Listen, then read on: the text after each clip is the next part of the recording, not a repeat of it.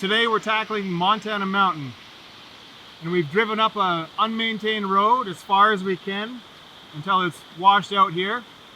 So it's going to be on foot from here.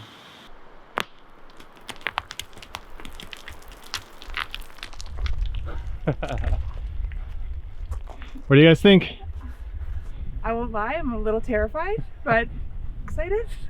I think I see a footpath crossing this landslide. I think we'll be okay. Won't be easy, but I think it's doable. Yeah, I will be able to make it.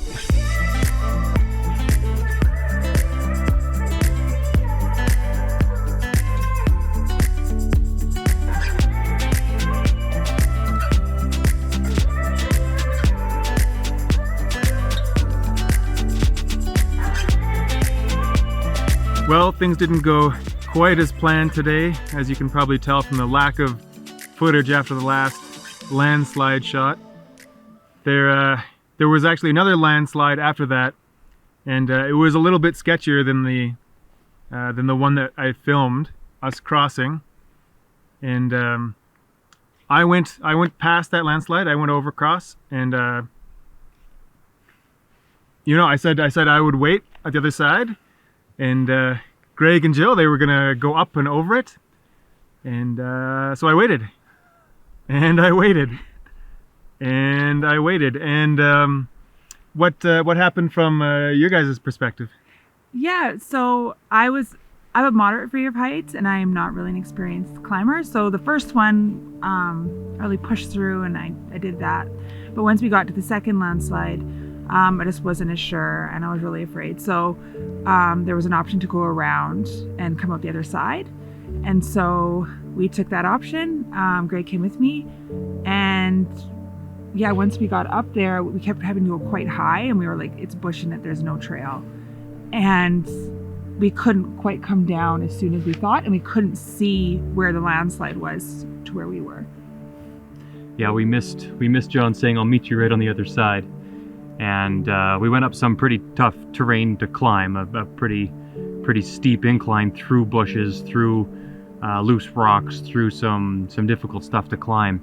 And yeah, once we hit the ridge, we just had to keep going, and we're trying to make our way back to the path. And by the time we did, there was no sign of a path below or John ahead of us. We'd assumed that he'd gone on ahead. And so we got separated. So Jill and I carried on trying to find the plateau, and we could set up a tent and flag John from there. But there was no sign of him until he came walking around that ridge a couple hours later. Yeah, so before they spotted me around that ridge, I was just right around that landslide. I had been waiting there for about 3 hours, maybe a little bit more. I eventually grabbed my drone and put it up because I thought maybe something went wrong, maybe I could see them. But I saw no sign of them, and I actually saw above the landslide that it looked quite hikeable, so I thought perhaps they carried on. And so I was just starting to make a little note in rocks on the ground with an arrow telling them that I had continued on, but I checked my phone and I actually had service, so I sent Greg a few text messages, and eventually I got some messages back, and so it was confirmed that yeah, they had carried on.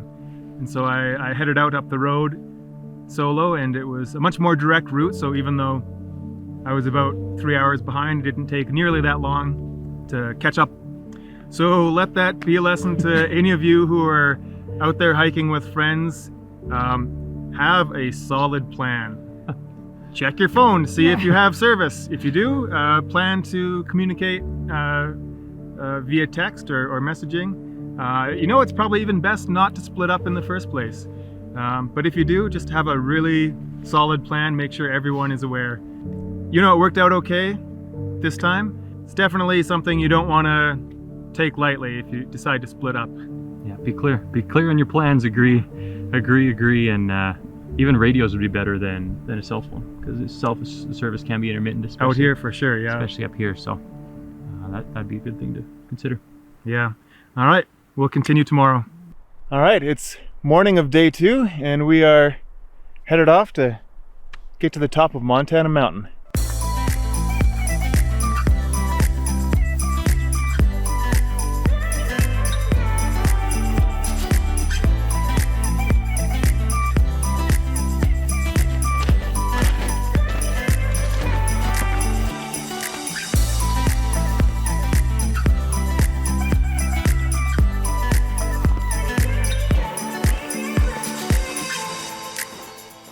So all along the trail so far we've seen a number of ruins, like old buildings and stuff, what looked like rock houses and some other equipment or something we couldn't quite identify.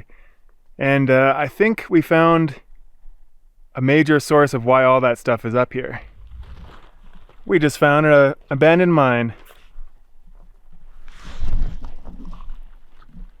Here's the entrance. We got some rail cart lines going down into there. And right now it's all iced over if you keep on going. Very old looking, looks like it's been here decaying for quite some time. But yeah, that's the Yukon. You never know what you're gonna find.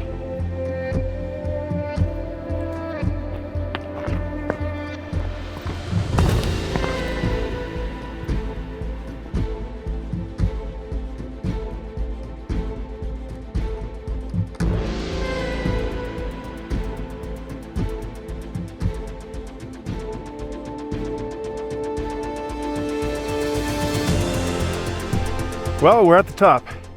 Not quite of Montana Mountain, which is still quite a fair distance away, but this is a nice, really nice first peak, and I'm satisfied. I'm really loving this view. What do you think of it, Greg? Yeah, this is fantastic. The hike wasn't overly challenging. There were some difficult parts, but some nice trails to walk up. Getting up to this peak was very doable. It's absolutely stunning. Enormous peak off to the south. The trail the rest of the way looks plenty traversable. We could easily keep going and go around the bowl and try and get to what we believe is the peak of Montana Mountain, that has an obelisk marking its summit from what we were able to see from our campsite. But from the glacial lake we came by to everything else, this is one of the best hikes I've ever had.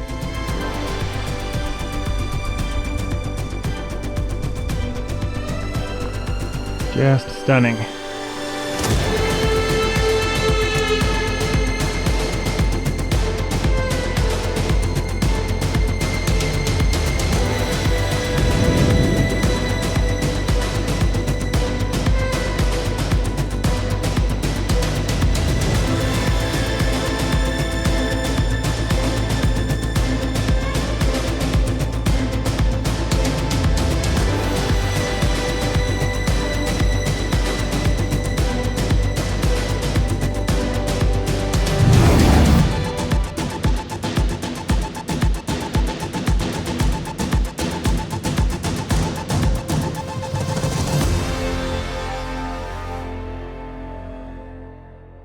So a lot of these old ruins that we've encountered, we've sort of assumed that they were something to do with mining activity, but we actually ran into some friendly ATVers on the way down from the peak there, and they said that these stone buildings, and there's a couple more a little up the mountain, apparently were built in the 60s by a cult that came into this area, and I guess they didn't last the first winter. I suppose that's what happens when you build stone buildings on a treeless mountain. But yeah, this place, this area just gets more and more fascinating the more we explore. It's really cool.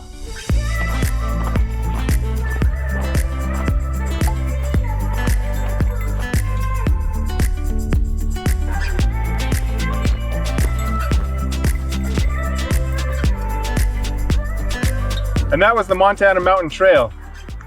Really, it kept on surprising us from the start right to the end. It was really a fascinating adventure. Greg, what did you think of it? I thought it was great too. One of the best hikes I've been on. I will say that the mountain is absolutely crisscrossed with ATV trails, and every trail we walked was ATV trails, and you can ride an ATV almost all the way up to the highest point that we went to. And if you want to avoid the landslides, take the ATV trail that goes left right before the landslides. And I love this mountain, this hike, because of the history. There's so many mining artifacts and cult artifacts. So if you like history, you should definitely check it out. It's a really unique trail. If you ever have a chance, I highly recommend it.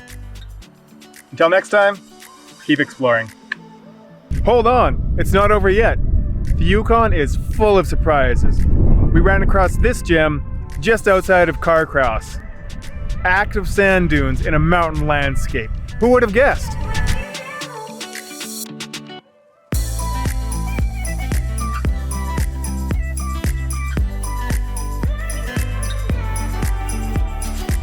All right, that's it for real.